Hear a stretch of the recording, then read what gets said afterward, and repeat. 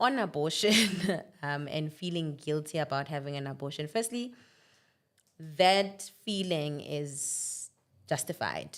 Don't invalidate yourself. Don't gaslight yourself. We live in a society that makes you feel guilty for what you've done.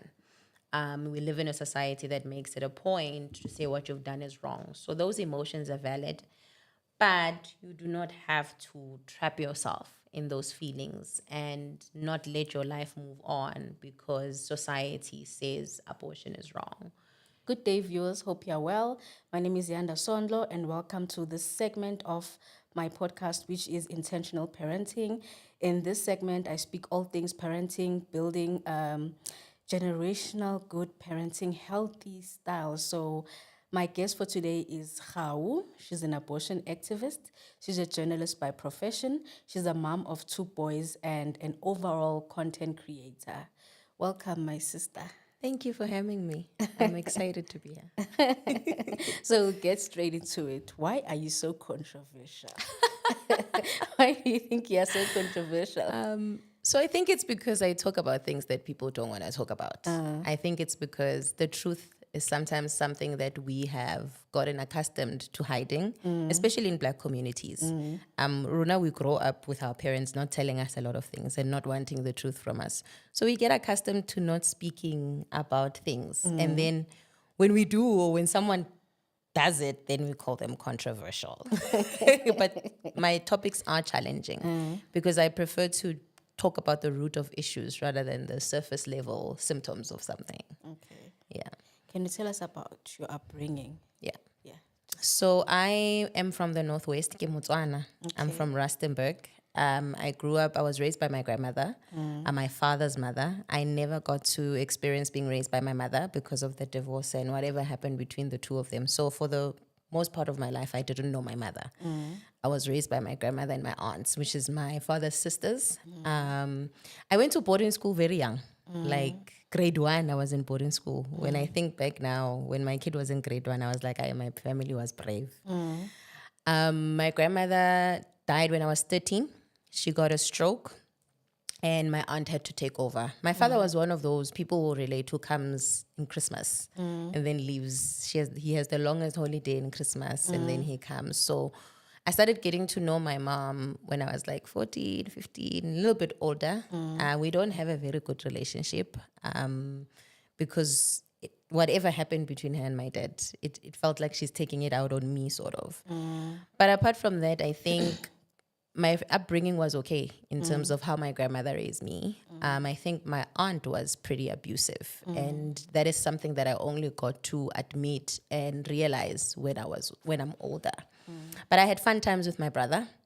So I grew up with my brother, who is actually, I always explain this because it's funny, he's actually my nephew. He's supposed to be calling me aunt. But because he's older than me, they raised us like brother and sister. But his mother and I are actually cousins. But she was way older than me, and she had a baby like when she was quite young. So my brother's like, 5-6 years older than me.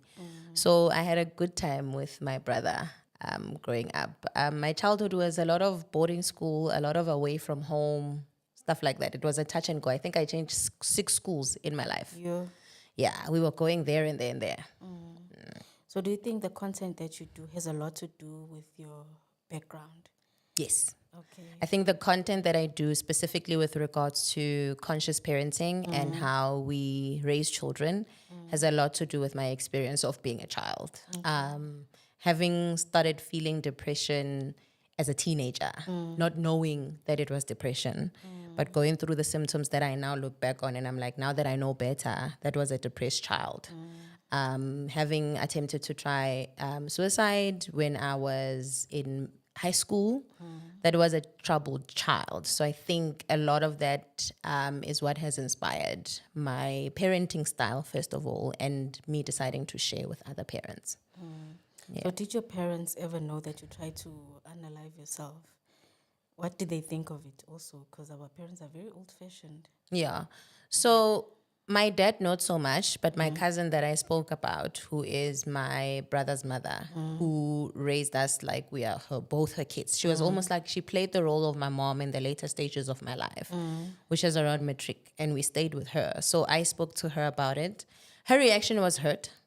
She felt like she was doing everything she can, and she felt like I'm selfish. She didn't address it as like something is wrong. Let's take care of it. She was more like, why would you do this to me? And a little bit of me gets it, because as much as she was a nurse, I don't think at the time she understood mental health as much as she should. I mean, even in the sector, people do, say really horrible things to people who are depressed and stuff. So she was more like, wow, why? Why would you do that to me? What more am I not doing? Yeah. Why do you think that generation see mental health illness or their children being mentally ill as a failure on their parenting, like if their script has failed? Because I remember when my mom passed on, I found out that I had ADHD and depression, and my aunts were like, get over it, how, So why do you think they see it as a failure on their parenting script? Because they've had this script for many generations. Yeah. I think it's several things, but I think I'll touch on two. I think one, it's lack of information. So I think a lot of Black people were denied the right to understand certain things, even with regards to parenting, which we'll obviously get into later. But I think lack of information is number one. Our parents were not exposed to the truth. Our parents didn't know what was happening, or, there were Black people, there was apartheid, there was whatever, and they were pushed away from knowing and understanding what is happening and getting that information. Even small information like what medication to give your child, they had to make plans because of their condition. But I think number two, it's because we make we expect our kids to, how do I put it, we look so much to our own parenting as an influence on our children, and we don't see our children as people on their own. So we project so much of my efforts, what I'm doing on the child. So we see our children or our children's actions as a reflection of our parenting.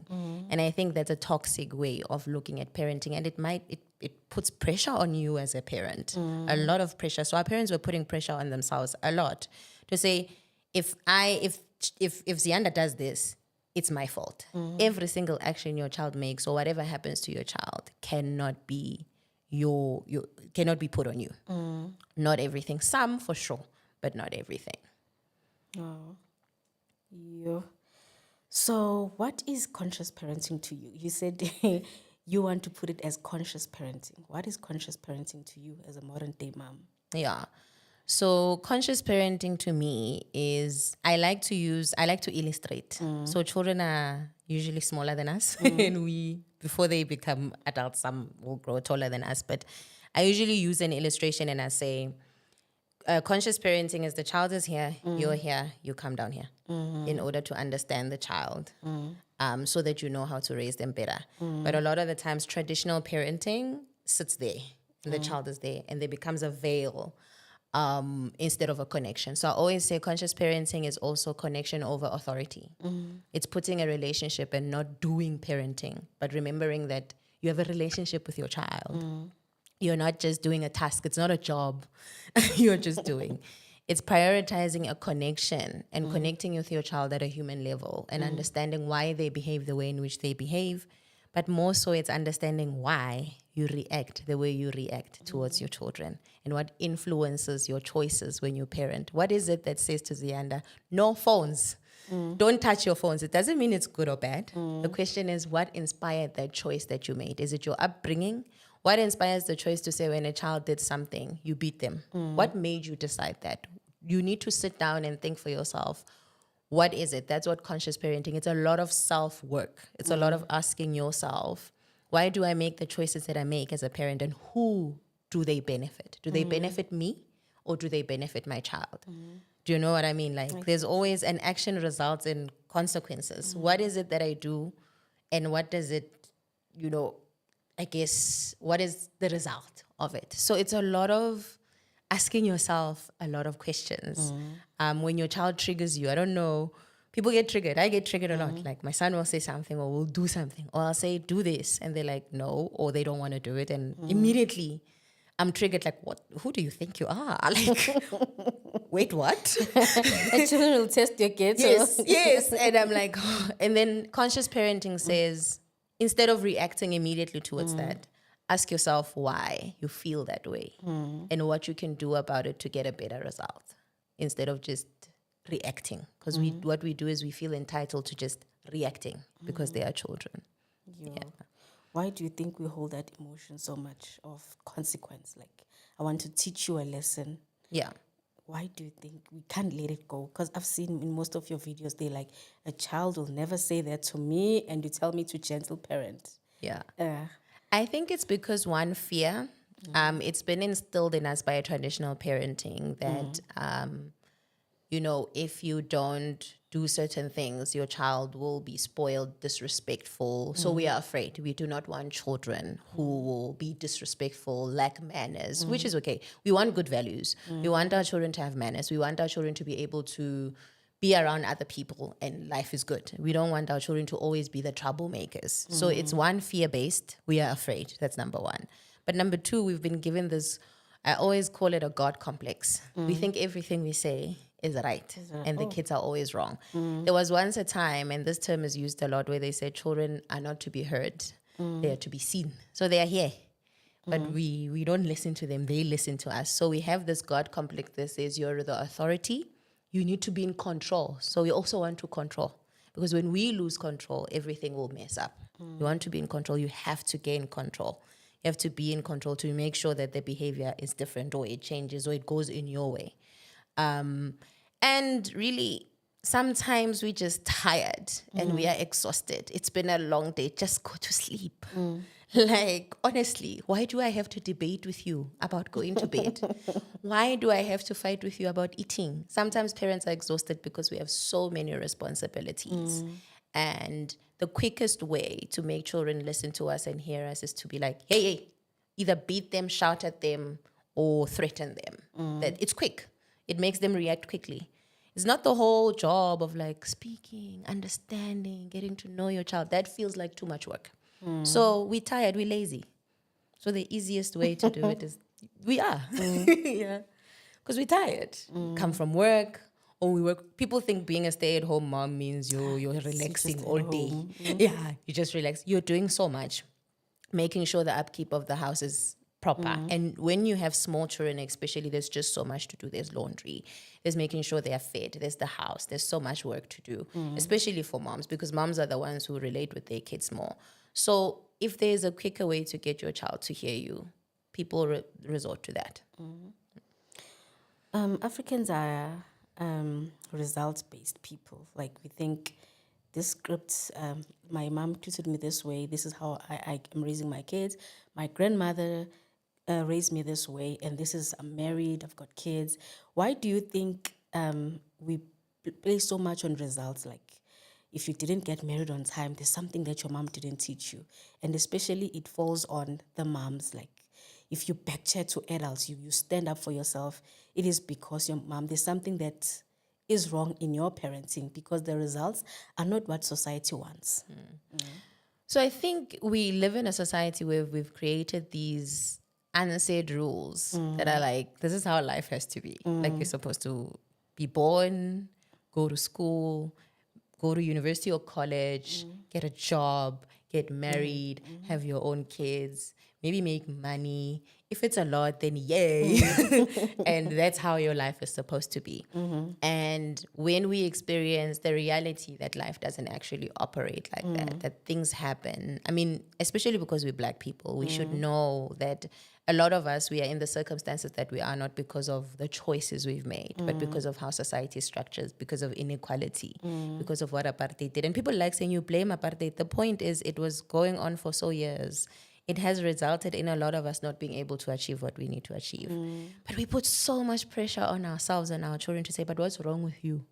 Why are you not achieving? And parents compare a lot, which is one other thing that I've found to be really problematic. So if it's like a competition. And if parenting is a competition, for a lot of Black people, it feels that way, because our mothers most of the time will say, but Zianda's doing this. Why are you not doing that? What's wrong with you? Zianda's behaving this way. Yes. Why are you not behaving that way? And I think we make parenting and motherhood a competition. And when you do that, you're putting so much pressure on yourself, even as the parent, which doesn't work. But I also think mothers are blamed a lot because of patriarchy, the fact that mothers are the ones who normally do the child raising, because our history made sure that fathers are the ones who go to work. And mothers are the ones who sit at home and raise their kids. That's why we find ourselves in a situation where most women are the ones raising kids, which is why most women are the ones beating their children. Most women are the ones having toxic relationships with their children. And I don't know if you've seen on social media now, more and more people are talking about their toxic and complicated relationship with their mothers, which is something that we never used to do before, because you used to be told that your mother's everything to you. Your mother, but also at the same time, we don't look at the circumstances that led the mother. Being responsible and being everything for children is really difficult. Being a single mother is really difficult. And when society doesn't create support for mothers, it doesn't create safety nets for mothers, you just end up so tired. You just end up so depressed yourself. A lot of our mothers were depressed and didn't want to admit that they were depressed. A lot of the beatings we were getting, people had bipolar and they didn't know because they didn't get tested.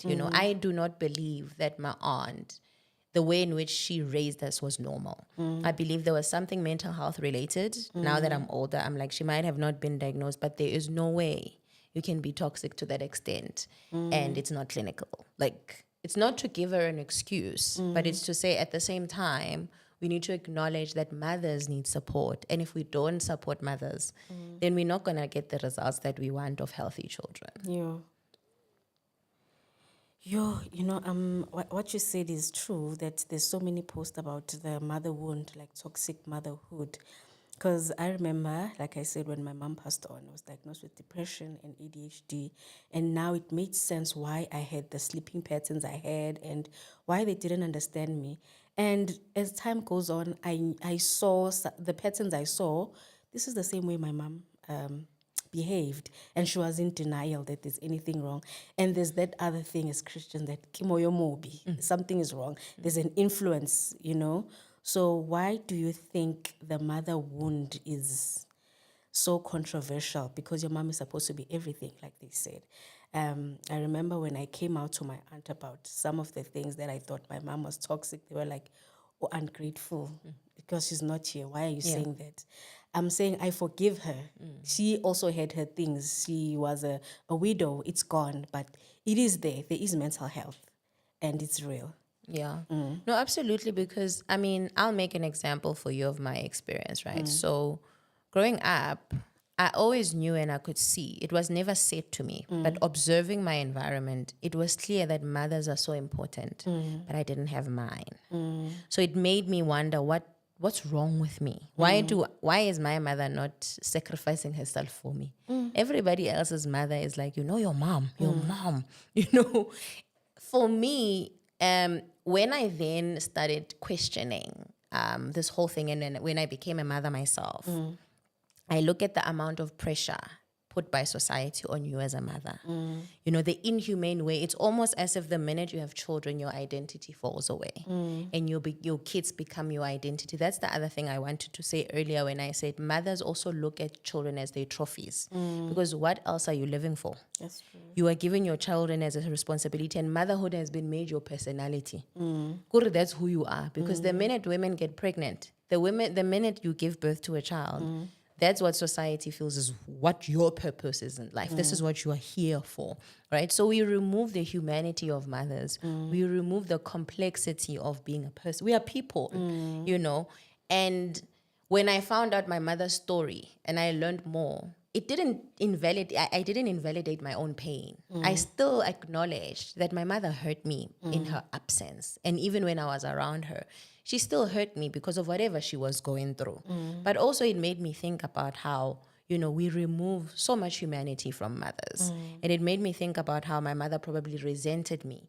And how many mothers out there are resenting their children and don't want to talk about it. And when we don't talk about it, we don't solve it. We don't support through it. There was a time where I resented my son, and I didn't know I was resenting him until I realized one day that, oh my gosh, I actually resent this child. I feel like he blocked my life. I feel like he stopped my life. And those are Those are feelings I had. It doesn't mean it's Exactly. true. My child didn't stop my life. I chose to have him.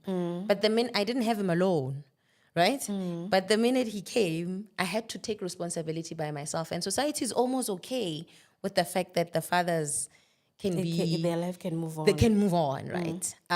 Where now you're stuck with the child because all decisions were made by me. Everything. I remember being in public transport once, rushing home and just like crying because I realized that I will actually not have nappies this month. And no matter how many messages at the time, when he was still not around, he's back in our lives, he's been back in our lives for a long time now, but no matter how many messages I used to send to him, he wouldn't respond. I just broke down in a taxi. And I remember this lady saying, what's wrong? You know, people didn't know what's going on in the taxi, but I was just so tired. And every time I would get home, it wasn't like a, hey, baby. It was almost like, man, you are annoying me. Like, I wish you were not here. You know, and those are postpartum depression feelings. Those are feelings of being overwhelmed. And mothers are afraid to talk about it because they feel like they will be judged because they feel that way. Exactly. Right? Also because there's no safe spaces for mothers to talk about it. Because the reaction is going to be, what kind of mother are you? Even from your own mother. I've had women who've said, I think I'm having postpartum depression. The baby was born maybe 2-3 months ago. I tried to talk to my mother about it, and the first thing my mother said was, how could you? What kind of mother you are? Because why would you feel that way? But in actual fact, mothers need safe spaces to talk about this issue so they can heal, so that they can find a tribe, so that they can find support, because raising children is so much work. It's so much emotional, financial, psychological. For us, it's even our bodies. Our bodies change. It takes a toll on our bodies. I will never be the same again. Like, my body will never be back to what it was. It is what it is now, and I have to accept it. So mothers are afraid to talk. There's just so much pressure on mothers. I mean, I remember when I started the Black Women Healing Garden, which was a space for mothers to have these conversations. A lot of mothers cried so much because it was the first time they expressed negative feelings about being a mom and stopped pretending like it was all rosy and all good, because it's not. It was the first time they felt seen, they felt heard, and it was the first time they started to speak, and that improved their relationship with their children. When they start talking about the things they want to achieve, you know, what they want to do, you know. So I think mothers need that type of space. And that's why I was saying to you in the beginning that then it becomes controversial, because apparently Khao is okay with Zianda saying, oh, I actually don't like my kid right now. You know, but those are things we need to open up about. Oh my God. Wow. So you've I've triggered you. Excuse me.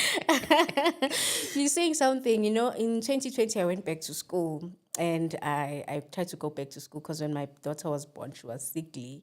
And I remember the looks I got. They were like, and then what's going to happen with the child? Like, it's sort of like you, as you said, you take up the identity of umamaga Mimi. So if you do achieve some stuff, Mimi should come first more than your dreams. Why? That sounds so unfair, especially from the males. Why? Yeah, it is very unfair. And that's what creates those feelings that I'm talking about. That's why mothers become resentful. And that's why mothers put up appearances. One of the things I used to say to my aunt, because she was like my mother, I was like, yo, when people are here, you're so nice. When they leave, oh my gosh, you are something else, because you are afraid to show them the real you, because ibile wena, you're an aunt, you're not a mother. You're an aunt. So for you, it's worse. They're going to say you're abusing this child who's not your child. How could you do that? But I think, again, it's patriarchy. It's the whole idea that there's something in your DNA and in my DNA that makes us mothers. And our job is to nurture. And because of the work that I do, I find that a lot of women only find out after having a child that actually this is not for them. A lot of women find out that they actually do not have that motherhood feeling. They don't feel like doing it. Like, once the child is here, they're like, this is just not for me. Like, I can't do this. And it's too late, because that's your child. Exactly. And you now need to show up for your child, you know. And a lot of the times it's like men are not wired that way. They are wired to provide. They are wired to, you know, make sure that you all have food. But there are some men who are nurturing. There are some men who have that I want to nurture a child in a feminine way, because femininity and masculinity are a spectrum. They are not an either or, right? It depends on which spectrum you're at. Either you're here or there or in the middle. It just depends on where you are. And I see that a lot, for example, in my current partner. He hates it when I say current partner. He wants to say permanent partner. I see that in him, that he is so nurturing to children. He has that, I want to feed them. I want to change a nappy. I want to play. I want to, I want to do all of that. Whereas I'm nurturing, but I am so career focused as well at the same time. I am so, I'm there trying to make a legacy. Not that he's not career focused, but the way in which we relate to our kids it's not the same. And I think there are many men who are like that, but were never given an opportunity to nurture. They were never, because they were told your job is this is how society works. That's why I say these are unspoken. Sometimes they are spoken, but they are rigid ways in which we show up in society. And I think that's why it's unfair, because now when as the end you have to sacrifice your dreams. Why can't you achieve your dreams while your partner or your husband holds the fort for a bit or supports you in it? Do you understand what I mean? Why should it be that when you delete yourself? And when we do that, even though some women would be like, oh yeah, I just live for my kids. In reality, if you have a real conversation with that woman, it's not really, it's not make sure, they say. So I think we are not given the opportunity to explore who we are more. We just get into these social designed, these are man-made things that we find culturally, and we just assume those responsibilities. It's even tough to also be a man, by the way. This whole thing that you must always be a provider, you must always do this and that. That thing is why we have such high suicide rates among men. I was speaking about this with my cousin yesterday, and they have this. I was saying it's an old wives' tale. She said her child on Sunday she was visiting, and when she got home, her child played with her poo, which means somebody is pregnant in the family. So I'm like, no, it's not me. It's not me. After this one, I said, God forbid, it's closed forever. And they were like, girl, you're Christian. What do you mean you can't have kids? And I'm like, no, it means the first one was supposed to be there, supposed not to be there. So it was like, why would you say that? How do you think it'll make her feel? And I've spoken to her about it. I was not ready. I was not young. But I got into the parenting script, and it's okay. And I don't want you're not going to have any siblings.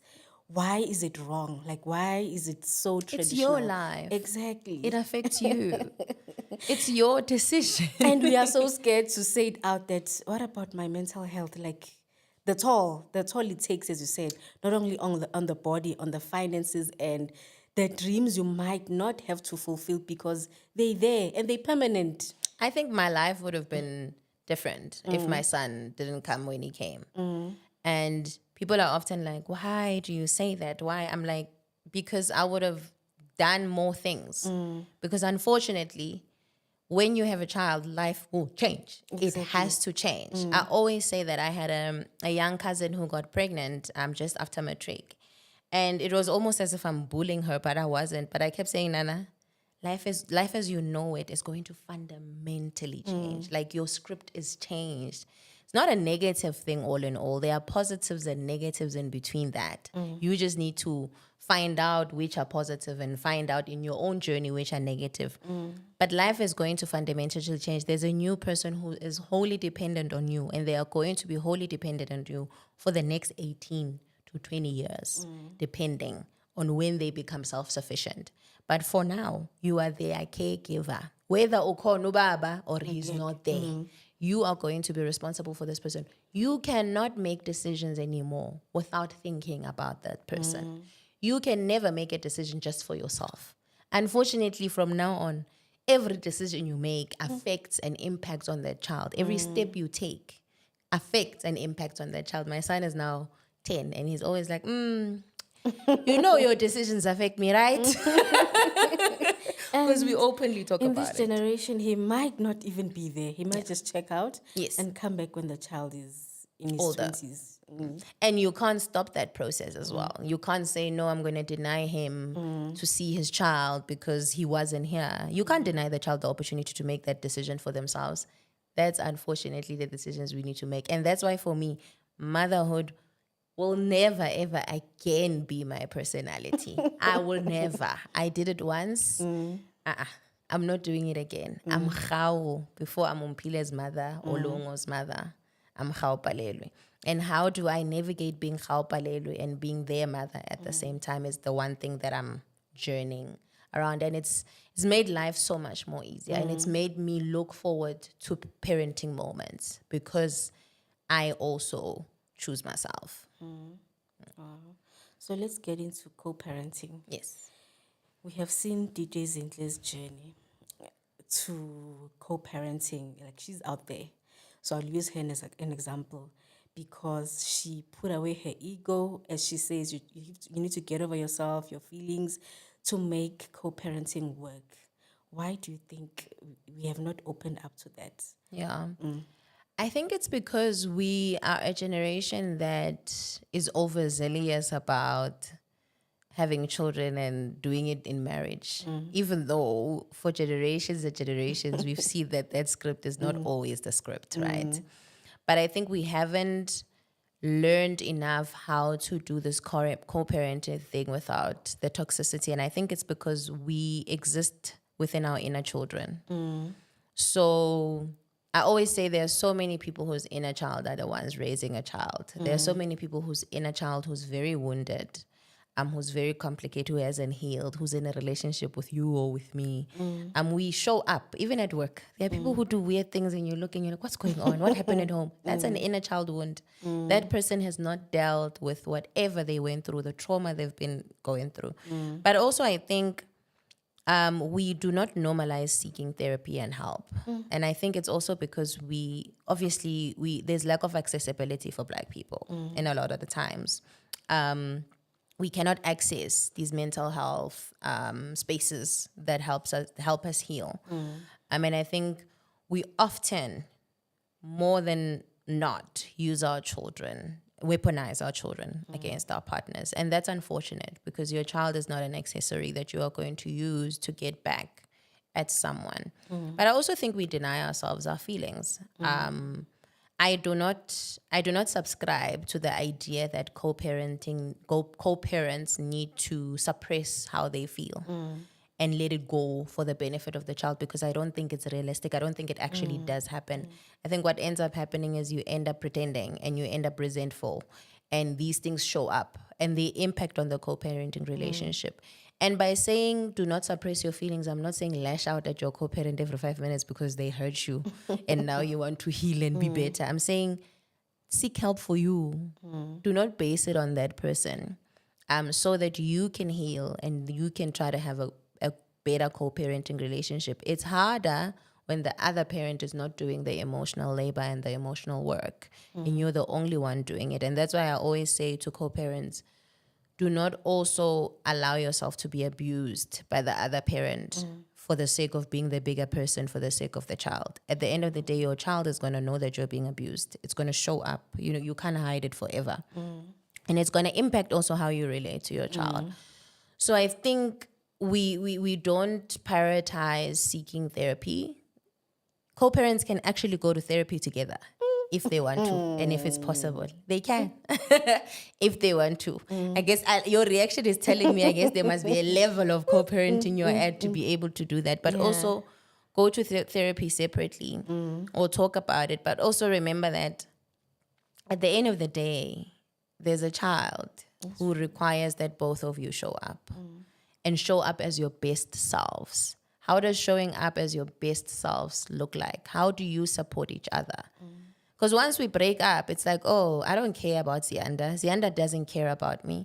But Zianda is the mother of my child. You know? How is the father of my child? Why should I now stop caring about her? You get what I mean? Like, we don't have to be besties. Exactly. We don't have to be visiting each other and talking on the phone every day. But how do I make parenting easier for Zianda? And how does Zianda make parenting easier for me? And that's what I always emphasize with the fathers of my children. That you can't make it impossible for me to be a mother.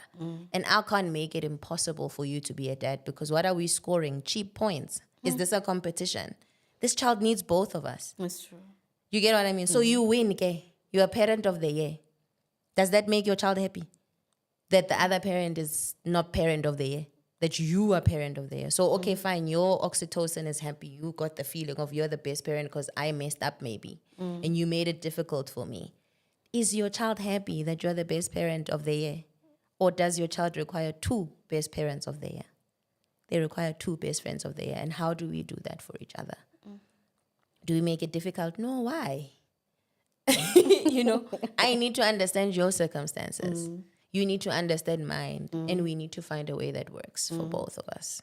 Yeah. Wow. Why are we so used to toxicity? I saw in one of your videos, there's ladies who were like, I'll never co-parent. I will never be the bigger person. My boundaries will be stronger than anything. So why do we fail, number one, to place healthy boundaries, and not boundaries that will impede on the child, but healthy boundaries, because we must respect the other partner. And number 2, why are we so used to toxicity, especially if the other partner moved on or they got married and had other kids? Is it a reminder that maybe they failed in their relationship, or they didn't get the partner? They were not chosen for marriage. I think it could be several things at once, which is some of the reasons you've mentioned. Some people are projecting. They're projecting their own feelings. But some people are hurt. A lot of women are hurt. And that's the hurt I want to speak to.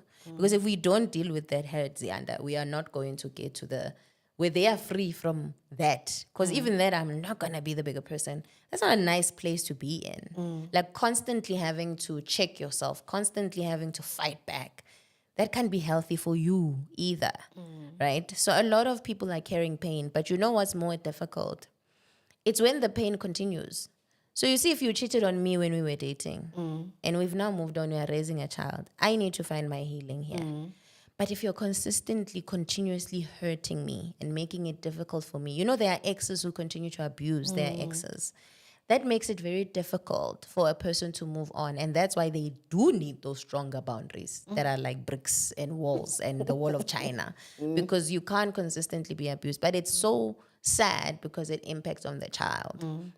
And I know of some moms who are trying to move on, who are trying to co-parent in a healthy way, but they continuously experience being subjected to abusive behavior. Because one of the things that people talk about a lot online, and I believe it, is that, people, once you become exes, become so cruel. Doesn't matter the gender. People become so mean, unnecessarily so. And now there's a child here and you hate me. How does it work? I mean, I feel so sad for the women who comment on my post and say, I hate him. Because I can't imagine how difficult that must be. Like, that must be hard. Because there are fathers who come and say, I'm not going to send money for nappies unless you sleep with me. That's coercion. That's rape. That's problematic. That person should be arrested. But also people struggle because they don't get justice. Maintenance courts don't do their work. People don't get their justice. So the issues are complex. Some people, it's their families. It's their families that also drew them to break up, right? Now their families are dragging this whole thing for their own issues and their own struggles. So sometimes you need to sit on your own. That's why I'm saying prioritize therapy. Prioritize what works for you and your kids, but also consider the other parents. But if hurt is still ongoing, it's very difficult to try and co-parent healthy. Before I forget, do you think the law is on the woman's side or it's on both sides? Because I remember I saw a post on Facebook, a lady was saying the father sends 500 for each child and she's got 2 kids. And the comments were like, it's better than nothing. Mine doesn't even send anything. And she's like, times are tough. In Ramaphosa's economy, what does 500 do? And they're like, the law, if she goes to maintenance court and wants more, they'll say, take out your 500. He takes out his 500. And she's saying she has opened up to him that I'm not working. Can you please increase? Because when she was working, she was doing everything. Yeah. So do you think the law is for the mothers or the law is either or? I think the law tries to do its best to do what's in the best interest of their child. And sometimes what's in the best interest of the child is not in the best interest of the mother or the father. It just depends on how the other person interprets it or how it impacts on their lives. But I must say that there are several ways in which the law does prioritize moms. And there are several ways that men can use the law to their own advantage.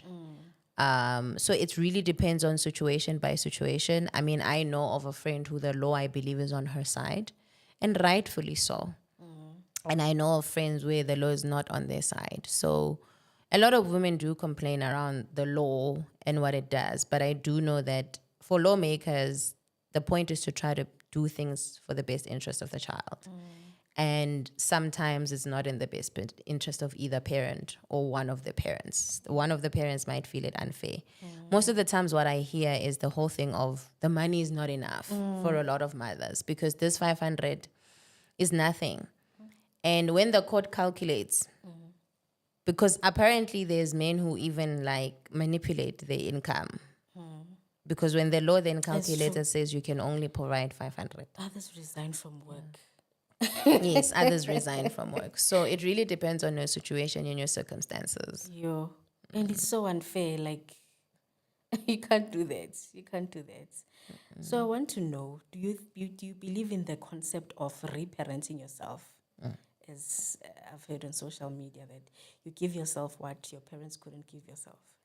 Yeah, so I always say that when I was young and I was going through a lot, I always thought somebody somewhere will come and rescue me. And because of the movies I watched, the books I read, I always thought it's going to be some kind of guy who's going to come marry me on a white horse and my life is going to be perfect again. Then I became an adult and I learned that it's the adult you that comes to save you. It's the adult you that comes to rescue you. And one of the things I always say, I said it recently on my birthday, that I am so grateful that the adult me shows up in the way that she does now for me. Because before, she used to show up in very toxic ways to try and protect me. She has to be self-destructive, which was normal for someone who had experienced trauma and was never taught to be resilient, was never taught to emotionally regulate. And as is usually said, trauma changes you, right? So when you're a child and you're experiencing trauma, you get all these coping mechanisms, right, that are immature. Then you don't heal and you don't learn mature coping mechanisms. So you use the same coping mechanisms that you used to use as a child. Now you adapt them when you're an adult. And when you're an adult, you have a little bit more power than you had as a child. You even go a little bit step further to be self-destructive. So I feel very fortunate that the adult me, the journey went the way it went. And I got to learn more about healing and the fact that healing is a journey and not a destination. And I continue to be on this journey. I'm constantly reparenting myself. And the same grace that I'm giving my children now is the same grace that I need to give myself. Parents now are doing affirmations with their children. And I'm hoping to God they do them on their own too. I'm hoping to God that you're doing your affirmations for yourself as well, because it's highly likely that you didn't have the same affirmations as a child. And reparenting yourself is hard because nobody ever taught you how to do that. But I learned from parenting my children, and I learned from how other people are reparenting themselves as well. And I go to therapy, guys. I go to therapy, guys. And I speak to a psychologist, and they teach me ways in which I can reparent myself and calm down. Because the problem with trauma is your nervous system. And when you said, like, why are we so used to toxicity? Sometimes it's the mind. So one of the things I learned in therapy was that my brain got accustomed to chaos as a child because I was around chaos. There was too many fights, too much drama. You understand? Some people might relate to this. And when I became an adult and I started making life choices, okay, I'm settling down, I went to what I know, which was chaos. And whatever was not chaotic was boring and not stimulating because my brain is used to getting that high. not only the high of the toxicity, but also the high of fixing, and then back to the toxicity again, because you want that high of fixing. So the brain actually gets used to toxicity. It loves it because that's what it knows. That's what it was exposed to for a very long time. Now imagine the unlearning and reprogramming your brain out of that toxicity. It's a lot of work, and you can't do that on your own. My psychiatrist was like, how? You know, for me, it took meds, it took therapy, it took being admitted. People make jokes about psychiatric hospitals now, and I'm always like, yo, don't know. Y'all actually don't know. Y'all laugh at Vescopies. And I find that a lot of Black people get severely mentally ill, not because they were born that way, but because of how much they haven't dealt with trauma, that their brains literally break. It's the easiest term I can use. Like your brain breaks because you could have gotten help sooner. Like I've heard of parents talk about, he was working, he was fine, then everything changed. It's witchcraft. I'm not saying witchcraft doesn't exist, but a lot of the times, check on unchecked trauma and how it impacts on mental health. All of a sudden, your child doesn't want to go to work anymore. All of a sudden, your child doesn't want to wake up in the morning because they're now over 30 and the chickens have come to roost. The trauma is like, okay, I'm still here. I'm going to sit on you. There's illustrations online of where trauma sits on different people and how it weighs on you and how you even feel that emotionally. So I think a lot of us are not healing and are not prioritizing our healing, but I think our adult self, reparenting ourselves is a journey, and you don't always have to do it by yourself. You actually don't have to do it by yourself. And if talk therapy is not your thing, because I have friends who don't do talk therapy, they do music therapy, they do art, nature. There's different types of ways you can do therapy. But I think also one other thing that we thrive from as human beings is community. And without it, we're nothing. You spoke of something, trauma. Why do we, I think I'm also seeing this in my age mates, that you can fix trauma by financial stability or by your achievements. I remember my youth pastor, I could see he had a strained relationship with his parents. His trauma could be seen in the way he preaches about his parents. Same as my mom. Her trauma could be seen in the way she could relate with my grandmother. The same as after she passed on, my trauma could be seen in the things that I've noticed after she was gone and why they kept on saying this is witchcraft, and it was mental health. Why do you want to equate it as, if you can achieve this, this will not matter? The trauma will not matter. But it's there. I'm in my 30s. I'm forgetting. I've been forgetting. It is not witchcraft. I've achieved what I needed to achieve, but it's not going away. So I'll make an example of someone we all know, Whitney Houston. Wow. Whitney Houston. Think of Whitney Houston and her life and how Whitney Houston was a world superstar, probably made billions of US dollars in her lifetime. Arrived where she arrived, but she still had the emptiness. She still had the hole. She still had, when she was alone, she knew the truth. And she tried to fill it with drugs. And that's what ultimately killed her, because what drugs do, they are a quicker way to not feel that emptiness. But what they are then doing to you is, as you take them, they're messing you up, right? They're chewing at you. It's like a eating thing. It's like eating at you every moment you try. And apparently by the time she died, because there's different types of drugs, the fancy ones, and she was taking like the cheap stuff. So I use Whitney Houston a lot because we all adored her. We all loved her. And we saw how much fame, she acquired. But I also want to reflect on Ricky Rick, right? I always use these people as examples because Ricky Rick's life teaches us a lot about mental health and how there's no quick fix, and he himself admitted to, I love that there's a friend of his who went on Twitter and talked about how Ricky was looking for help. Ricky was seeking therapy. Ricky was on meds. But ultimately he chose this as healing because the suffering was just too much, and it's sad, but that's the reality of mental health. There's no quick fixes. And a lot of people will tell you that actually the more they achieve, the lonelier they get because the people around them do not love them for them.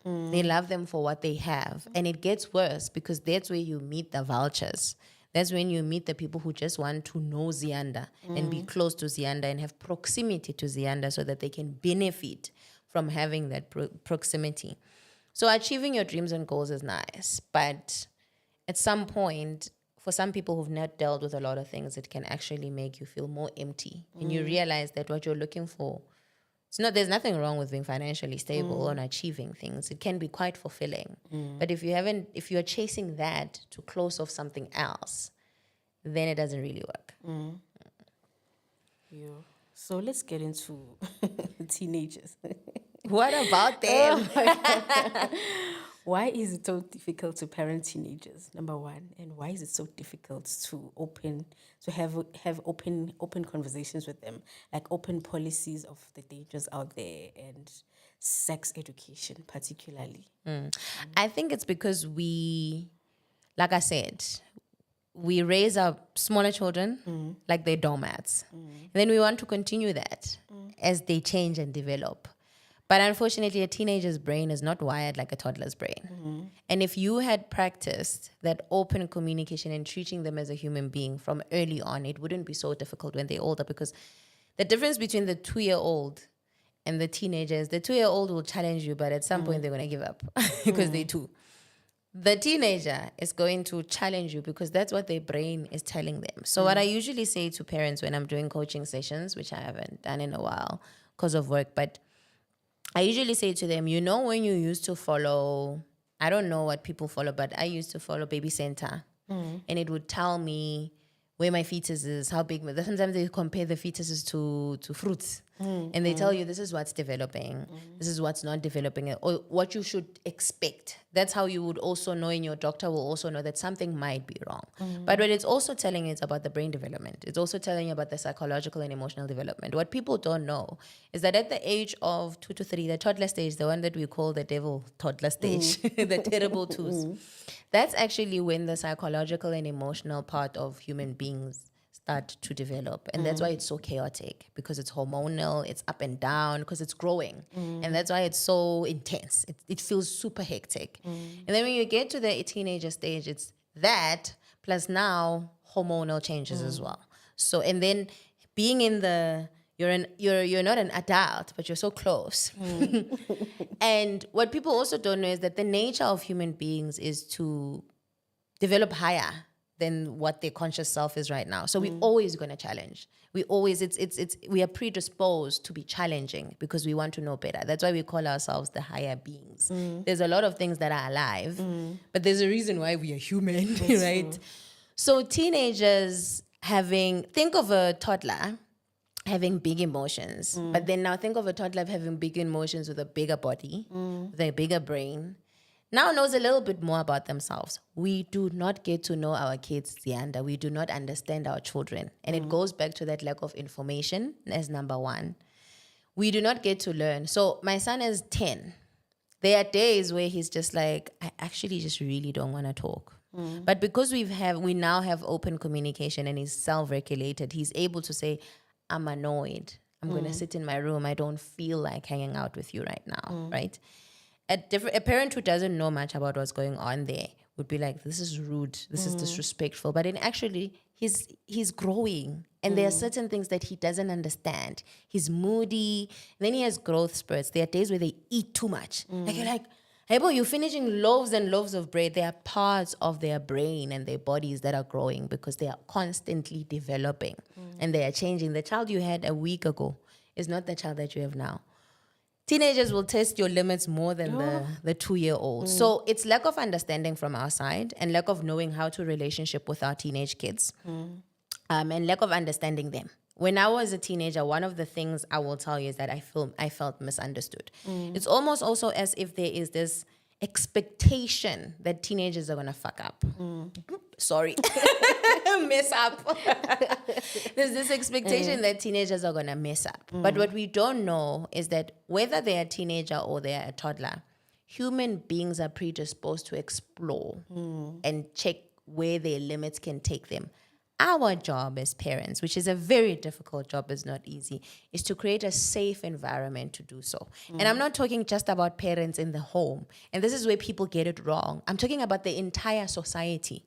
So when teenagers are busy eating drugs, when teenagers are at Enyobeni, jiving up and down and being killed because of some spray that went out, how are we as a society creating a safe environment for our teenagers and our kids to develop and explore? We are all responsible for creating a safe society. You can't just put the work on parents.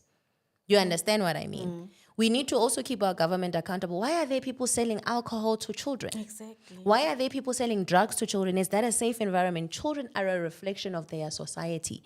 There is so much that parents can do in their home. Children still need to go outside. They need to explore. Do you understand what I mean? One of the things my father used to do when I was in varsity, and he never stopped saying it, he always used to say, when you're out, because he never used to allow me in matric. But in varsity, he knew he can't stop me from going out. And he used to say to me, when you're out and something happens, call me. I don't care what time it is. I am going to come fetch you. So my dad was always on high alert. If you're somewhere, you're drinking and something is strange or something is weird, call me to come fetch you. Because he knew what is out there. But he also knew that I'm going to go out. There's nothing stopping me from going out. So I think I want not just parents, but I want every single person in society to think about what environment they are creating to make it safer for children to explore and test their own limits, because they're human beings. People will always say, it's not my kids, why should I care? You will care when they are on drugs and they are mugging you. It impacts on you. The nature of who children become impacts on you. When they are nyaope boys, or what do we call them, paras, it affects you that you just got off a taxi from work and the child grabbed you and grabbed your bag. You are going to blame Zianda as a parent, but what are you as a community member who might or might not have children doing to ensure that we've lost the sense of community, Zianda. That's why parents are struggling to raise teenagers, and we are struggling in general. We have lost a sense of community. We have lost the sense that it's all our responsibility. When they say a children is raised by a village, they don't just mean your family. They mean the guy at the tech shop who is going to question that man who stands in front of a 16-year-old and say, why are you talking to a 16-year-old like that? Why is a child in your car? You know what I mean? Communities always know. Before a teenager gets pregnant, communities always know whose car she was in. But what do? We blame the parents and we blame the child. We don't create standards for our communities that we say we are going to live by. You know, someone who's from the Eastern Cape once told me that back in the day, before modern times, whenever there was someone who was behaving out of sight in a community, there would always be a lekhotla. And they'd always be before courts. There'll always be tribal courts. They had their own problematicness. Everything has a pro and con. But what I loved about it was the sense of community. You know, nowadays it's like, I'm doing my thing, I'm doing my own thing. You know, there's no sense of we all have a responsibility to our environment, and we all have a responsibility to say that, okay, we have kids who are trying to explore and trying to test, how do we make it safer? We don't sell them alcohol. You know what I mean? We don't make money off children drinking alcohol. You know, so that's what makes it tough. We've lost a sense of community, and I feel like Black people need that sense of community back. It was taken away from us, of creating our own values, to say this is our value. We don't beat our kids, we don't do it, but we create an environment. You know, someone was saying, I nearly spoke about something I'm not supposed to, but I was somewhere yesterday with my partner, and someone said to me, they live in this estate, and they said to me, you know, what's nice about the estate is even if their kids are walking around, every single member of the estate feels responsible for the children because they have children. One day it's not your child, it's your niece or your nephew. So you pay it forward. So if they see anything dodge or whatever, or they see the kids need help, they're not going to say, oh, where are the parents? Or why are the parents not around? They make sure that people drive according to the speed limit, because that's what's supposed to happen. They are children who live in this environment. They are part of this society. So I'm very passionate about that. I feel like we've lost our sense of community. We don't feel responsible for the environment that we create for human beings to be and for children to grow and develop. Yeah. Wow. So why is it so difficult to begin sex education talks with our kids? Yeah. I think it comes from history. The like what I said to you when we say kids are to be heard, not seen. And we are afraid also of our children. We are afraid of normalizing that they should have sex. Because what we want to do is to protect them from it, because we don't want them to have children with the young. We don't want them to catch any kind of illnesses. But again, we also don't know the developmental milestone and whatever's of children and when they start exploring. We don't get to know that stuff. Or no matter what you do, they are going to explore because their body is telling them to explore. Their body is feeling things. And that's outside of their control. Yours is to guide them into doing it right. But parents also don't know where to start. They were never given sex education themselves. They explored sex on their own, you know. And then we have the religious side of things that says sex before marriage is a sin. And I don't like to hate on people's religions, so I respect that for people. I think for more secular parents who don't believe in that, you need to talk to your kids about sex. I guess Christian parents can pray with their kids and have conversations with their kids. I don't know. But on my side, I think what I've learned is our bodies change. Our bodies tell us. Our bodies. I mean, I remember when I first started feeling sexual feelings and didn't know what that was. And I wish I would have had someone to talk to me through that and had an open conversation around what that what is that, you know, and had got a conversation about responsible sex. And there's nothing wrong with telling your kids to wait. You know, there's nothing wrong with it. I'm not advising parents to encourage their kids to have sex. No. I think it's actually, for me, having seen the impact of teen pregnancy in our community, it's very important that we do encourage for our children to wait. But also we have a very toxic relationship with sex. Our society has a very toxic relationship with sex. And if you don't talk to your kids about sex, they won't know what's the difference between sex and rape. And they will also be caused a lot of trauma. The sad thing is, because of lack of talking about sex, not just with our parents, it's a lot of responsibility to put on parents on their own. Schools as well. But I know South African parents are rejecting comprehensive sexuality education, which is very strange for me, because I think it's an important platform for kids to know what's the right and wrong in their exploration, because if you are not talking to them about it, they're going to find it somewhere. And maybe they're not going to experience it in the way that you need them to. And they're not going to be able to come to you and open up to you and tell you about it. You're going to find out when they are 30-something years old and they are now tired of being quiet of your shenanigans. And they will tell you, I was raped, you know? And now the chickens have come to roost. I get after 30, it comes for us, this trauma. So I really think it's difficult, but there are ways in which we can talk about sex with our kids that are comfortable and age appropriate. Like, I'll tell you now, my 10-year-old is not ready for that conversation. It shows. But he is curious about certain things. Like, he's asked me before, how is a baby made and whatnot and whatnot. Also, your kids are curious from a very young age. And if you can practice talking to them and answering them age appropriately. So, you know, if my 5-year-old asks me, how is a baby made? There's nothing I can say that will make him actually understand. So I need to find a way to either explain to him, to say, I used to say to my now 10-year-old when you was 5 that I'll explain when you're older. We'll talk about it later. Because right now I don't think your brain capacity is going to be able to grasp what I'm saying to you. So it's unfortunate that we don't talk to our kids about sex, but ourselves as well, our parents as well, had a very toxic relationship with sex. As a society, porn and all these other things, our country, also sexual violence. And I think for us, because of the rape stats in this country, we need to do it. We need to do it. Yeah, we need to do it. We need to talk to it. We need to create an open environment. For me, my worst fear is my kids exploring things out there without ever feeling like they can come talk to me. You know, because it's sad and unfortunate that a lot of, apparently, 1 in 3 South African girls will have experienced sexual violence by the age of, I think it's 15 or 16, and that's way too many, and that shouldn't be happening. But also boys. Boys go through very hectic first encounters of what should be sexual intercourse, and they don't talk about it, even worse than us. And it creates so much trauma and unsaid things that ends up being a disaster. Why do you think also it is seen as a parental failure if a child becomes pregnant or was sexually abused and they did not open up in time? Like, we should have gone to the police, we should have got you help. And the first thing everyone says, what did you do wrong?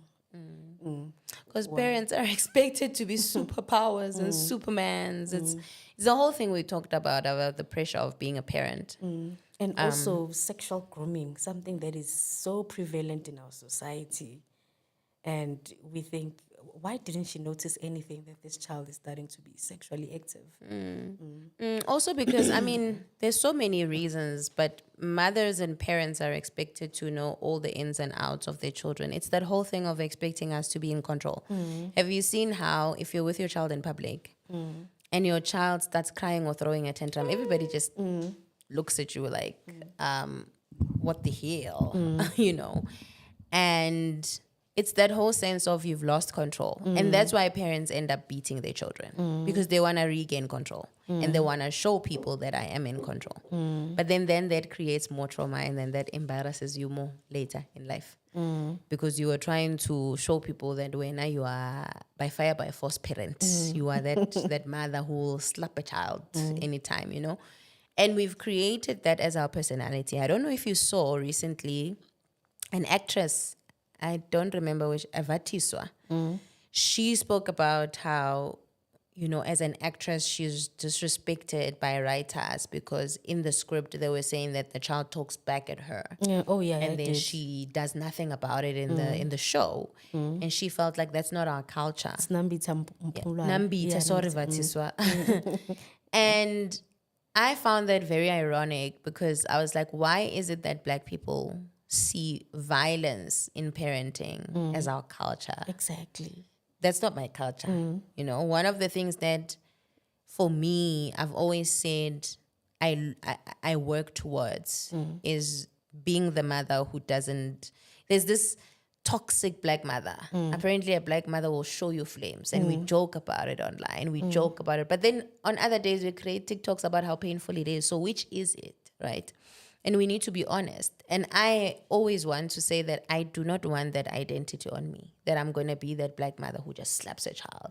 Because apparently you get the trophy award for being the most controlled parent, or you can control your kids. Because how, The unfortunate thing about that is, okay, fine, you appear as this parent who's in control in front of everybody, but what is your actual relationship with your child? How does your child feel about how your relationship with them?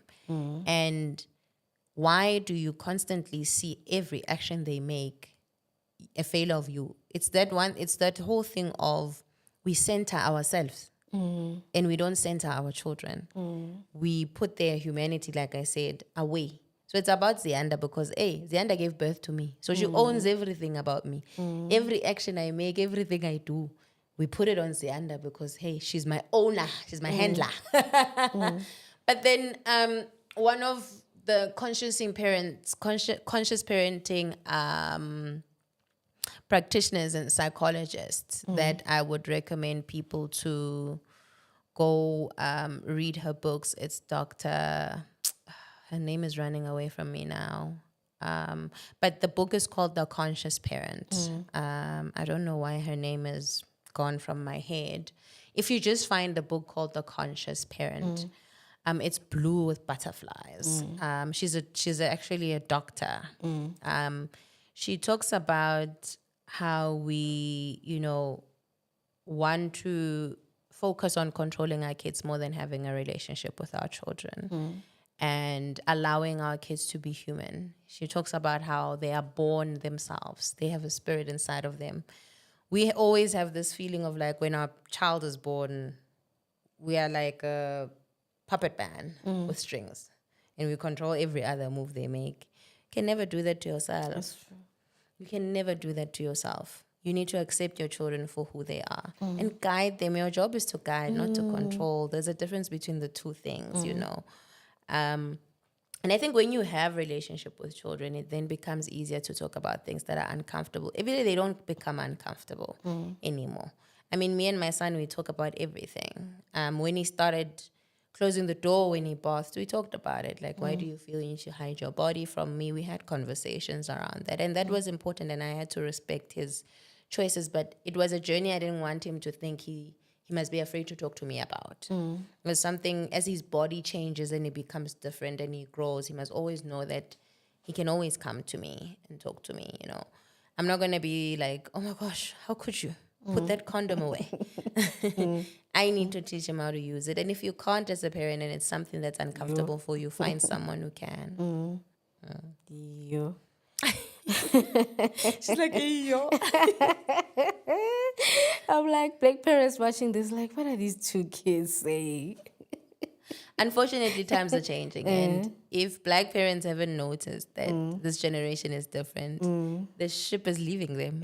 Ship is leaving them. You can stay there at the behind, but this generation is different and every generation is going to be different. And we need to have that intergenerational gap closed. How do we change this parenting script to adapt the modern day child and the modern day parent? Because times have really changed. We can't be using the same things that we did, like beating, violence, because you think to yourself, if you can't find what you're looking for in the shop, do you beat up the owner? That's what I'm thinking. That's number one. How do we change the parenting script? And also admitting if we are failing. I'll make an example. I remember before my mom passed away in that year, I was watching a movie with her, and this lady, she separated from the father of her child, and the father was more responsible emotionally, financially, and the partner he had then was able to take care of the child. And she went and spoke to the couple and said, you can take over the child because, number one, I'm not educated. Number two, she needs experiences and you are rich. She's always here. I can't speak to her with that. And they did that and the child flourished. Why does that seem like it's a failure? Number one, you failed as a parent. Number two, why can't that be normalized? That if I'm not flourishing, if I'm not doing well, why can't I just send the child to the father? He could do a better job and it's fine. I think it's, firstly, we must acknowledge that at the same time, that's painful, right? If I had to currently maybe lose my job, not be able to make money online, and my son has to be sent somewhere else. Firstly, that's not nice, right? So we must acknowledge that it's still a painful thing, right? But also I like what you're saying, to acknowledge that if you can't do something in the moment, and it goes back to the co-parenting thing and healthy co-parenting, the other co-parent can hold the fort without taking the child away from you completely, right? It's also based on trust, right? But I trust you enough, Zianda, to say, okay, we were together, we're no longer together. I am currently down. The child we had agreed lives with me, but circumstances have changed. Maybe another COVID happened and messed up our lives again. Now I have to bring the child to you. I must be able to trust you enough to say, if I leave my child with you, you're not going to create this wedge between me and my child. And they're not going to feel like you're the better parent than me.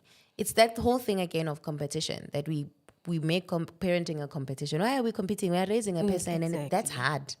That's really difficult. So for me, it's not just about when you're not doing well financially. You can get sick. You can have a car accident and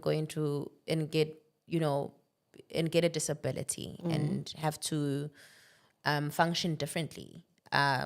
Unfortunately, during that time, you will probably need help. Who is the trusted person? Could be the other parent. It could be an aunt. I find that a lot of times, mothers especially do not create a tribe for themselves, right? And you need a tribe. You need people that can be different people for your child. You can't be everything to your child. One of the things I had to accept was that my son is not going to tell me everything. Sometimes he's going to go to his auntie because, he relates to me differently. He's not afraid of me. But at that moment in time, he doesn't feel comfortable talking to me about his crush. And I remember the first time I used to feel like, but I'm your mom. I'm the one who takes care of you every day. I feel entitled. It's entitlement, right? I was feeling entitled, like my son must be able to tell me everything. My son must be able to come to me. The first time it happened, I was so hurt, like, you told her, not me. Now we are at a place where my son can speak to his aunts about anything and I don't take it personally because I should be grateful for the times that he feels open to me. And when he speaks to his aunts who are my friends or my other family members, he's much more comfortable with them and I must be happy that he's got a safe environment. Or his father and not me. So he's no longer a toddler. My 5-year-old, he spends a week at dad, spends a week with us. And those are not the same experiences. And I used to feel like, when he comes back and he was so happy at his dad's. At first I used to feel like, are you happier there than here? You know? But then as time went on, I'm like, why should he not be happy when he comes from his father? Well, what's wrong with that? I should be actually happy for him that he gets to be happy and make childhood memories with his father. And I should be able to celebrate that and acknowledge that that's okay. Also, this whole week there, one day he's going to grow older and say, I actually don't like this anymore. Can I stay with dad or can I stay with mom? And we must be mature enough to not take that personally. That's true. You get what I mean? He's not saying I don't love you anymore. There's a mom who posted in a group the other day, said her daughter was having a birthday. And for that birthday, her daughter was like, she doesn't want her mother there. And I understood why the mother felt like, why not me? But she was so distraught. And I felt like the comments were a bit unfair in understanding where she comes from. This is your child's first 13th birthday or whatever, and they don't want you at the dinner. Every other year you've been there with your father. And I felt like the comments were like, oh, it's what she wants. Why are you crying? I felt like we were not, because she was coming to other mothers for advice. She was not going to the child and saying, how could you? That would be toxic and that would be different. And people were so nasty, you know. And all I said was, don't talk about it now. And also the other parent might have more insight. That's why you need to have the co-parenting relationship where you don't judge each other, where I'm able to say, Zianda, this is how the child feels. How can I help you do better? Or how can I, you get what I mean? Because it benefits the child at the end of the day. When the other parent is down, it's not your time to celebrate and say, yes, it's my turn. Because parenting doesn't have a manual. At any time, the scripts can switch and change. So, yeah, I think I said a lot. I don't even remember where we were. But I hope I answered your question. Yeah. I wanted to go into your work as the controversial work of the abortion activism. Yeah. When did it start? How did it start? So it started around 2016, 17. I think 2016, I went on Facebook and I shared about having had an unsafe abortion in 2009 when I was still in university. I don't know why I did that. One day I just woke up and I remember the first person I texted was one of my besties. And I said to her, I'm going to write on Facebook today that I once had an abortion. I feel like there's so much silence around it. And we are always sitting in little rooms talking about it. I'm going to blast it on Facebook. And my friend was like, Aibo, why? I'm like, because I want to. It's like, I want to be okay, good luck. I posted it and it went viral. And what was overwhelming was a lot of people who were messaging me either felt guilty and wanted to know how I got over it and even went public about it. A lot of people actually wanted to have one and didn't know where to go. But there were too many people and I couldn't reply to all of those people. I had a child, I had a job. And I would always wake up to so many messages. At some point, I actually wanted to delete it because it just went so viral. But what it told me was, while abortion is protected in law in South Africa, people didn't know where to go. But also people were feeling bad. And were feeling bad about something that is legal, something that South Africa as a country has decided is morally okay in its laws, And for me, that said, there's something we need to do about this. Government is not doing enough. And a lot of women are going to these unsafe places where they either lose their wombs, they get severe complications and become disabled, or unfortunately they die. That could have been me. That could be my daughter tomorrow or somebody else's daughter. not in a country where abortion is supposed to be legal, where there's nothing wrong with it. It's just a medical procedure. So we started a group called, I talked about it earlier, Abortion Support. But then from that, we started one called, Black Women Healing Garden. And from that, we started Abortion Support South Africa. And at first, we were just a Facebook page. And what we would do is we would answer DMs about where to go. We would help people find safe clinics. That's number one. So we did a lot of calling around. And these were a bunch of women. Some worked at a bank. One is a filmmaker. I was a journalist. It was just a bunch of feminists that I met online. And we would do shifts. And it showed that there's a need, because there was never a time where we didn't have a message. And it was usually younger women and teenagers. And I think for me, what we provided was a space where people can find out where to go to get a safe abortion. Because people were so accustomed and used to going to these unsafe places where they have complications and things happen. And people want to have kids later in life. And people were feeling lonely, not knowing who to talk to because they're going to be judged at home or by their friends. And we did that for several years until just after the COVID lockdown, we partnered with an organization called Women on Web. It's a Canadian organization, and they've been providing digital telemedical abortion referral service. I'll explain what that is. For years and years and years, like for a very long time. Essentially what that means is, instead of the traditional going to a clinic and getting checked and getting an appeal or getting the surgical abortion, they do it all digitally to make it easier, quicker, and less expensive. So to make it low cost. So what we did then is we partnered with them, because creating such a website is so expensive. We are cloning theirs. So we are testing the same model in South Africa. What that essentially means is in South Africa, you go on our website. We still haven't put up the WhatsApp number yet. We're still on that. But all of these digital things are actually quite expensive. We are non-profit, so we're not like Maristops. We don't make money from the abortions. Our operations are purely, we work on funding. That's how we pay staff. That's how we pay the doctors. That's why we pay to make the service work. So once you've gone on the website and you've done the consultation, we refer you to one of our partner doctors who confirms that you're eligible for the abortion. Then we've been partnering with pharmacies across the country. And we're not yet where we want to be, because some pharmacies don't want to do it, or some of the owners are anti-abortion. There's just so many things you come across. But people can then go pick up their medication at the pharmacy closest to them, or we deliver to them at a cost of 200 or 770, depending on what combination of pills they choose. So the idea behind that for me was, we need to save more lives. Just because it's illegal doesn't mean it's accessible. Women are still afraid to go to clinics because they experience stigma. Nurses are still telling them that what they're doing is a sin. People are not adhering to the law. People are not adhering to what the Choice of Termination of Pregnancy Act says. And the fact that the fact of the matter is that the act itself exists because women were dying from illegal abortions. So it's a life-saving process, but it's also an advocacy process to say motherhood should be a choice, parenting should be a choice. True. Nobody should be forced into something they don't want to do, if there is a way to make sure that it doesn't continue or go ahead. So for me, it's also about reclaiming abortion as a medical procedure and not a moral conversation. We are not talking about morality, right or wrong. We are talking about a medical procedure. Nobody goes around saying, oh, it's a sin to get circumcised. Nobody says that. Everybody has the freedom to go circumcise. Even the lie that we've been told that you're killing a baby in Dondona.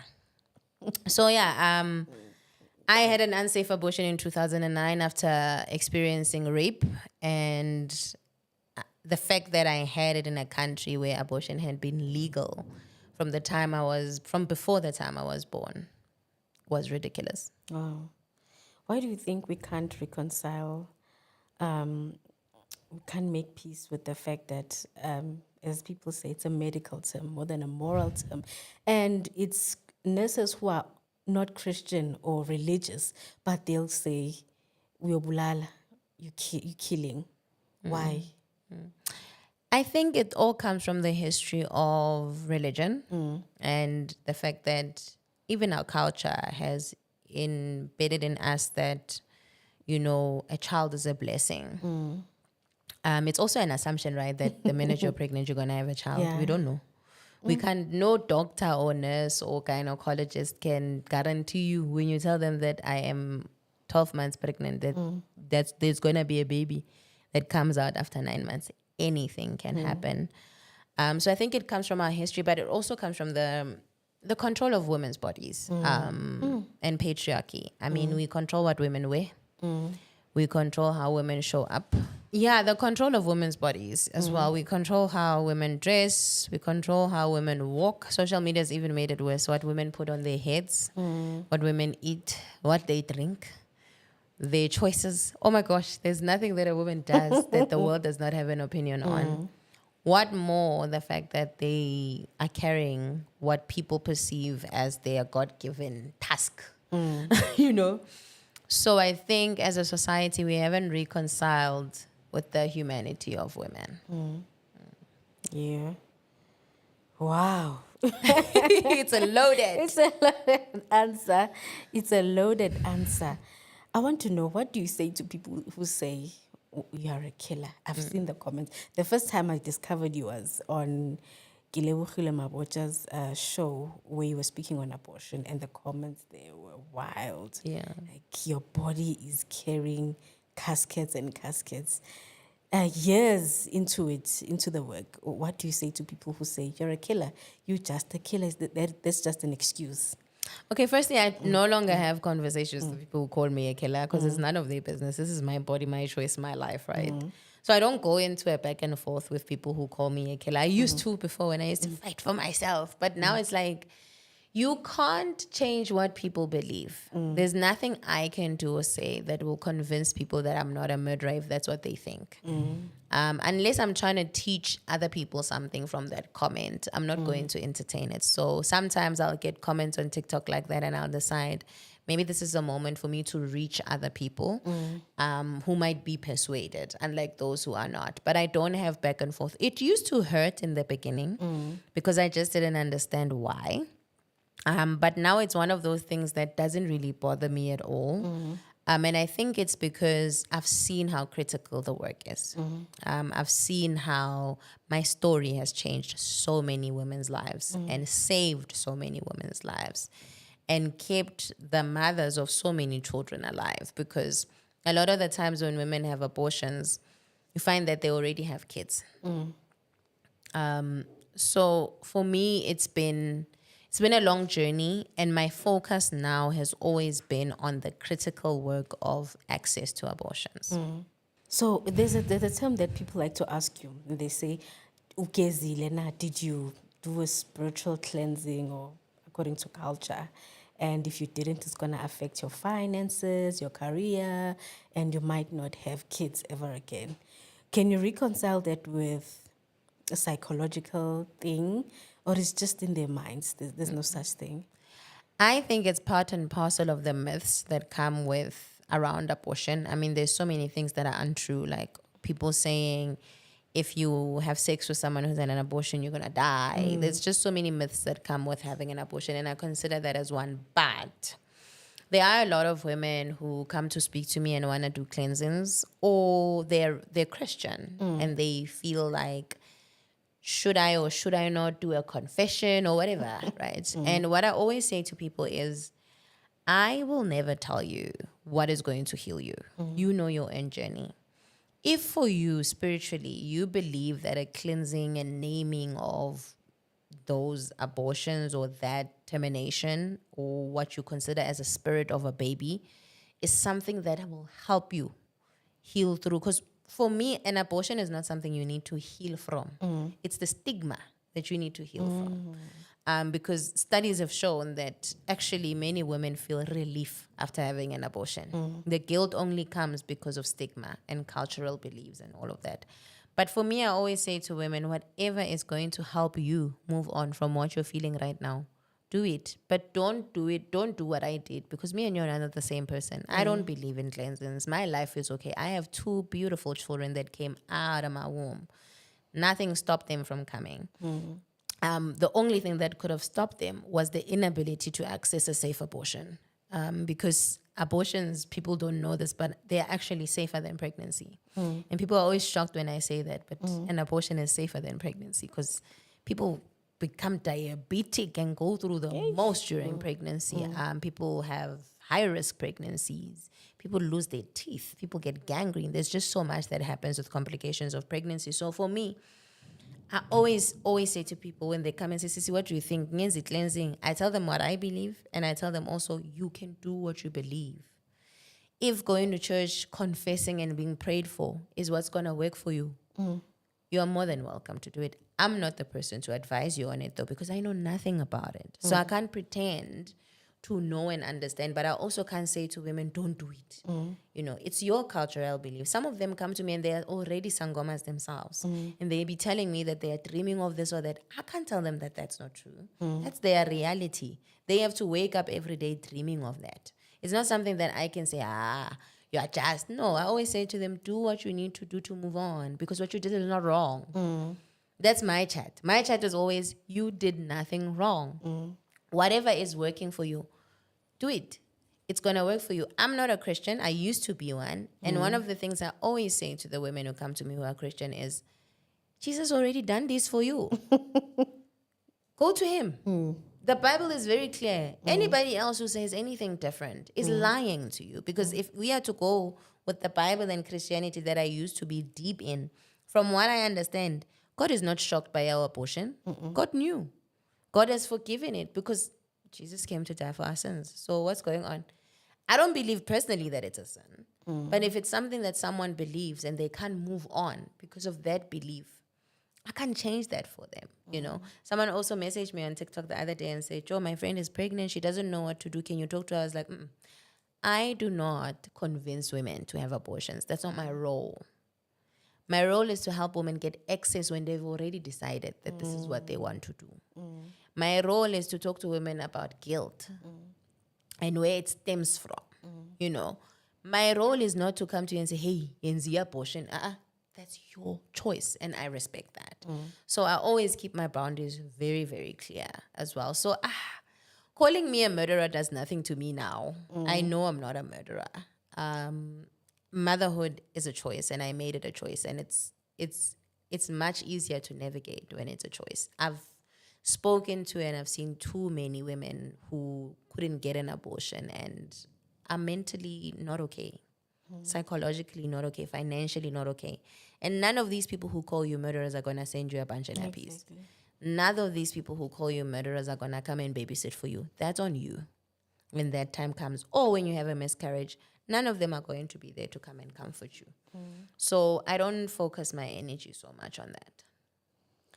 Why do you think society places pressure, particularly on the Black community? Because I've seen a lot of talk shows where white women say, they state their cases, I'm not financially stable, I'm not mentally stable, I'm already having problems with my children, I'm already divorced, and this is what I believe in. But Blacks, you must have the child no matter what. If a woman says, I'm not mentally fit, they're like, "Ukhuluma. If I'm not financially stable, like, we there will help you." Why, particularly on the Black community, more than any other race, it's placed on them that they must have children. It's a gift from God. I've seen people say it's a gift from God. And I saw a comment on one of your posts saying, I think sex gives babies, not God. That was funny.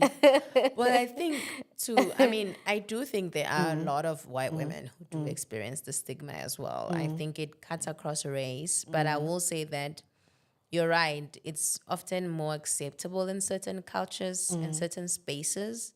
But I also think it has to do with levels of empowerment.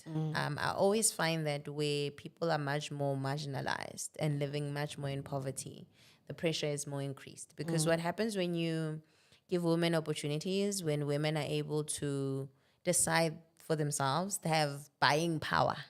Women make better decisions for themselves. It doesn't mean they're better. They're just more empowered. And for the longest time, Black women haven't been empowered, to even an extent where we can't negotiate sex even in our own homes. You can't negotiate condom use even in our own homes.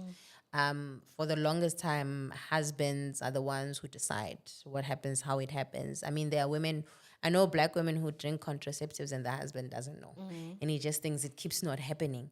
But this poor woman is just trying to, not get pregnant. So I think a lot of black women are disempowered. And what we then do as a community is we take our position of being disempowered and use that as our culture or our way of being. And we don't elevate ourselves outside of that. And I think that's really sad. And that's why for me, even in my work in advocacy, it's to empower whatever information that I get, because other women empower me and I pay it forward. And I think the more we take women out of these marginalized positions, the more these kind of archaic, weird, what you just described is weird. You don't even know how to describe it, right?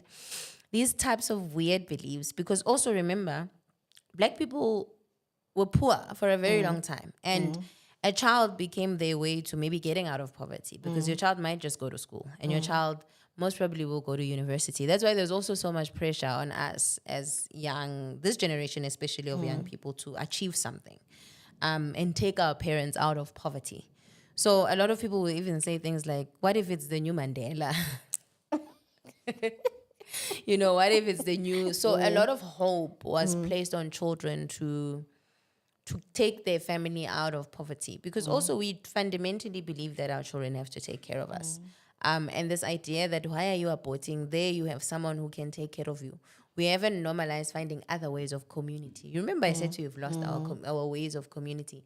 I remember growing up and having a neighbor who, for the longest time, didn't have a child. And every time I would hear older women in the community talking about her, it would be so nasty. Oh, she doesn't even have a cat. Oh, what is she going to leave behind? Like, oh my gosh, what if she dies alone? Why should she die alone? She does not have friends. She does not have family. Why should it always be the children that are there for you? Like, there are no other ways. What if I can't have children? Like, what if I can't have children? So this whole emphasis on children being a silver bullet to life, being a certain way, is problematic. And I think that's why I'm saying various things. Then there's religion, like you said, people are like, it's a God-given gift and whatever. People will tell you about scriptures where God knew you before. God also knew when he was woving that I'll be gone.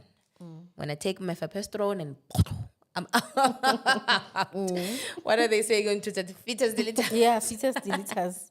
So, yeah, I think it's also because we're very spiritual people. We believe that people are spirits. That's why we believe in ancestors. So it's very difficult to reconcile that there's a clump of cells in there. We believe that clump of cells is a spirit and it's a person. So it's very hard when you're spiritually inclined to actually believe science and say, okay. Also, science has been mean to us for years as black people. So it's very hard to trust science. Look at what happened in COVID. It was during modern times where people didn't trust science. And a lot of them were black people and were men. Men are the ones who don't trust science much more. So there's a lot of things that are happening. But I think for me, the one that makes me really sad is the fact that people are not being educated on what's true. Because, I mean, remember the views and beliefs, some still do have them, but there was a time where people didn't know much about HIV. And there was a widespread campaign to educate people. And I think as much as there is still stigma around HIV, it's way much better than in the olden days where, every time someone was sick, it would be like, he's got 3 rooms and garage. We hide it. People are now speaking out about, being HIV positive and living healthy lives, having children, getting married, that it's not a death trap and it's not a death sentence. But I feel like much more work needs to be done by government when it comes to abortion. They need to re-educate South Africa on the Choice of Termination Act. It's a very beautiful act. It's so humanizing. And it talks about the empowerment of women making the choices around their own reproductive health. People also used to know, you need to know what used to happen to women before the Choice of Termination Act.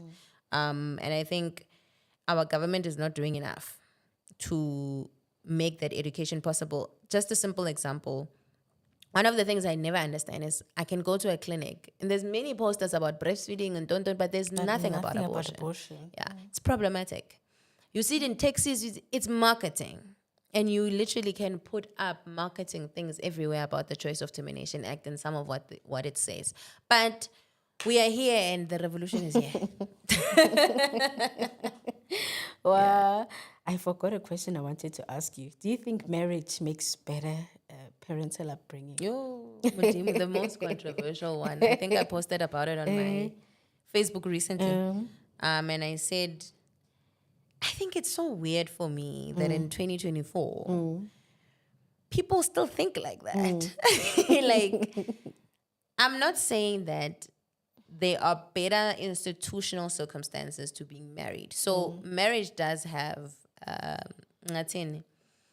it's society gives you certain benefits from being married, right? So maybe in your home, maybe at home you're more respected as the man, the woman, you are more slave or respected. It depends on, some people have come and said, I don't get treated like I am a slave. You know, I don't want to speak, I don't want to say everybody has that experience. But I think for me, children have simple, very simple, but yet can be difficult core needs, you know, and apart from eating, drinking, sleeping, the normal stuff that you have to provide for them, children need to know they are accepted. And no matter what your parenting situation is, married or unmarried, if you give your children the feeling of being accepted, that does so much for their psychological development. People need to know that children need to know that they are safe. One of the most important core emotional and psychological needs for children is safety. They need to be able to know and trust that the environment that they are in, they are safe. It's safe for them. And a lot of children, whether married or in unmarried homes, experience a lot of unsafety.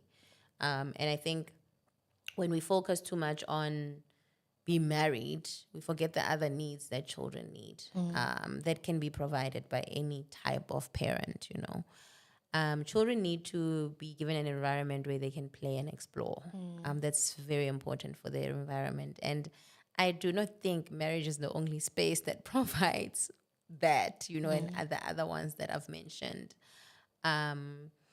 And yeah, children need to know that they're loved and they matter and they're important. I mean, this is besides every other thing that the obvious, the taking care of them and making sure they're fed and all of that. But I'm talking about the stuff that make them, you know, resilient, that make them, you know, go through life with confidence and all these other things. And I do not believe that those things can only be provided in a marriage.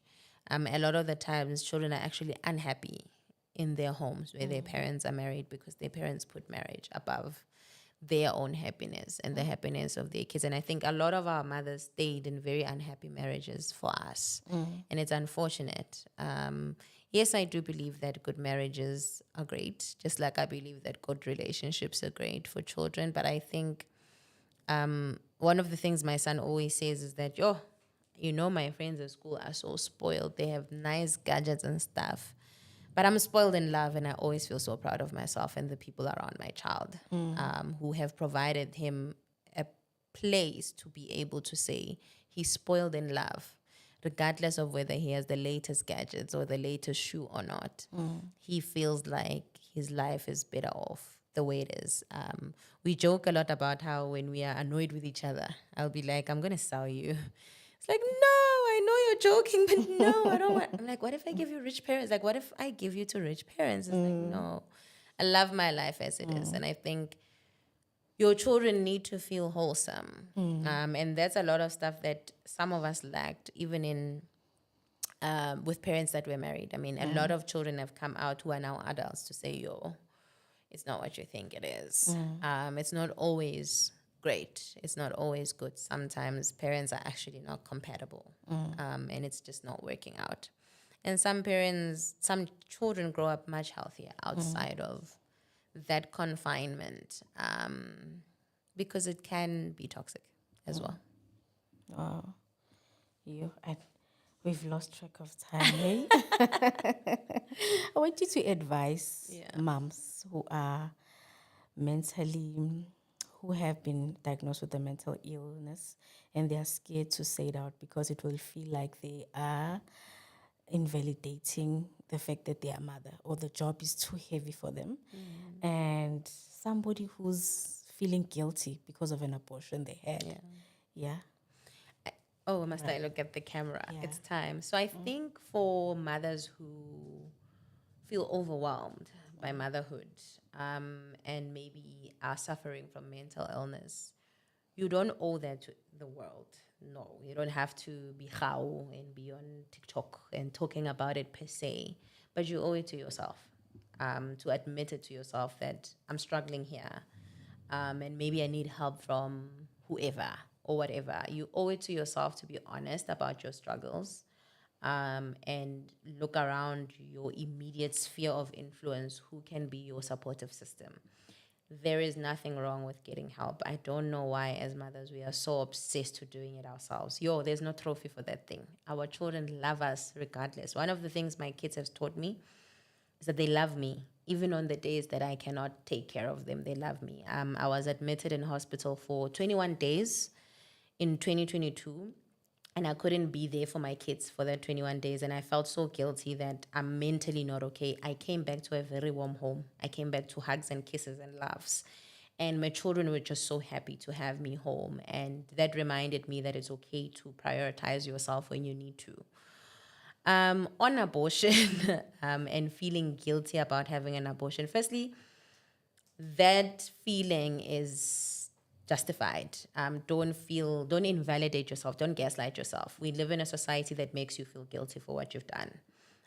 We live in a society that makes it a point to say what you've done is wrong. So those emotions are valid, but you do not have to trap yourself in those feelings and not let your life move on because society says abortion is wrong. You know what you did. You know how it has improved your life. You know that it has made your life even much better because you were not ready for a child or you do not want that specific pregnancy at the time. So I think it's okay to let go of the guilt and not allow it to hold on to you and grip you because it's unfair on you. It's not something that you should carry your entire life.